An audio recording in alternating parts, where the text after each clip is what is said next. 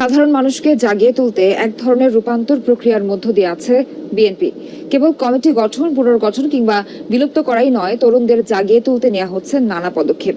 যদিও বিএনপির নেতারা বলছেন নানা জটিলতায় কাউন্সিল করা যাচ্ছে না, তাই সাংগঠনিক ধারাবাহিকতায় রদবদল হয়েছে বিভিন্ন কমিটিতে, সামনে হবে আরো। 28 অক্টোবর আর নির্বাচন পরবর্তী পরিস্থিতি নতুন শিক্ষা দিয়েছে বিএনপিকে। জেল সাজা আর ফেরারি জীবনের হতাশা কাটিয়ে দলটি এখন ঘুরে দাঁড়ানোর চেষ্টা করছে নতুন প্রত্যয়ে। একদিনে গুরুত্বপূর্ণ 9 কমিটি বিলুপ্ত করা হয়েছে, বড় ধরনের রদবদল আনা হয়েছে কেন্দ্রীয় কমিটিতেও। সব মিলিয়ে দলের সামগ্রিক পরিকল্পনায় পরিবর্তন আনতে চায় বিএনপি, আবারও মাঠে নামতে চায় নতুন আঙ্গিকে।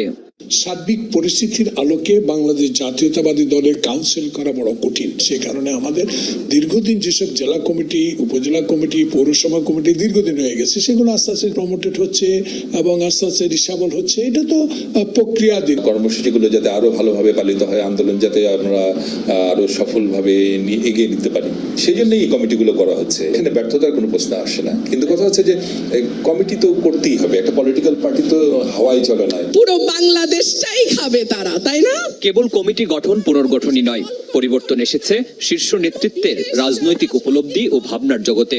বিএনপি মিডিয়া সেলের উদ্যোগে এবার তরুণদের জাগিয়ে তুলতে পরীক্ষামূলকভাবে করা হচ্ছে দেশপ্রেম বোঝাপড়ার গল্প শীর্ষক সেমিনার। মানুষের মধ্যে ভোট দিতে না পারার একটা দুঃখ বেদনা বহুদিন ধরে আছে। সেই জায়গাটাকে অ্যাড্রেস করা, মানুষের কাছে যাওয়া, তাদের সুখ দুঃখের কথা শোনা, বোঝা, এটাই আসলে মূলত এই প্রোগ্রামের উদ্দেশ্য। আমরা একেবারেই মানুষের সাথে মিশে গিয়ে তাদের সাথে সুখ দুঃখের কথা জানতে চাচ্ছি, এইটুকুই।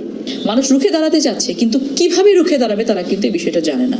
সো আমাদের কথা হচ্ছে যে ওই যে স্ফুলিঙ্গ কিন্তু একটাই প্রয়োজন, তো ওইটা জাগানোর জন্য আমরা কাজ করছি এবং এটা খুবই ভাইটাল একটা জায়গা যে মানুষের ভেতরের নিজের উপলব্ধিটাকে জাগানো। এছাড়া নতুন প্রজন্মকে কাছে টানতে দলের পক্ষ থেকে সব সাংগঠনিক বিভাগে ফুটবল টুর্নামেন্ট করছে বিএনপি। বাংলাদেশ জাতীয় ফুটবল দলের সাবেক অধিনায়ক আমিনুল হক সহ আরো সম্ভাবনাময় তরুণদের সম্পৃক্ত করা হয়েছে এই উদ্যোগে। এটিও একটি আন্দোলনের একটি মাধ্যম আমি মনে করি, কারণ আজকে আমরা বাংলাদেশের মানুষ যেভাবে প্রতিবাদ করছে বাংলাদেশের গণতন্ত্র ফিরে আনার জন্য, ভোটের অধিকার নিশ্চিত করার জন্য, আমরা এরকম একটি স্লোগান দিতে পারি যে আমরা হারি জিতি বাট বাংলাদেশের গণতন্ত্র ফিরে পেতে চাই।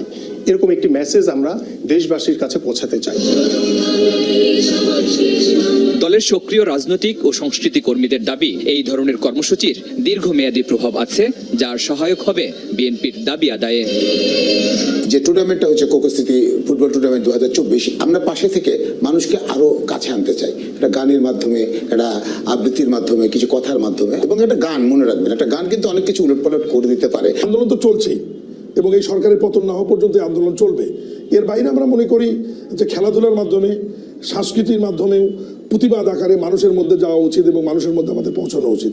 মাঠ পর্যায়ে নেতাকর্মীদের বিশ্বাস, দলের বৃহত্তর কল্যাণেই বিভিন্ন ক্ষেত্রে নতুন সিদ্ধান্ত নিচ্ছেন ভারপ্রাপ্ত চেয়ারম্যান। তাদের দাবি, কর্মসূচি যারা বাস্তবায়ন করবেন সেসব নেতাদেরকেও রাখতে হবে তদারকির মধ্যে। অনেকেই বলে থাকেন রাজপথে যতটা সরব বিএনপি ততটা নয় সামাজিক আর সাংস্কৃতিক আন্দোলনে। এমন বক্তব্যের সঙ্গে একমত বিএনপির প্রায় সব স্তরের নেতাকর্মীরা।